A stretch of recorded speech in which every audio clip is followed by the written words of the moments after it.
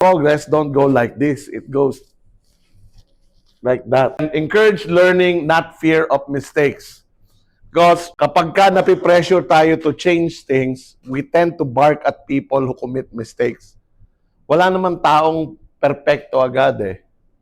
And sometimes when people make mistakes and the leader is, yung leadership presence is not there to help people learn and then move on from the mistakes, they start being, nagiging, anong tawag dito?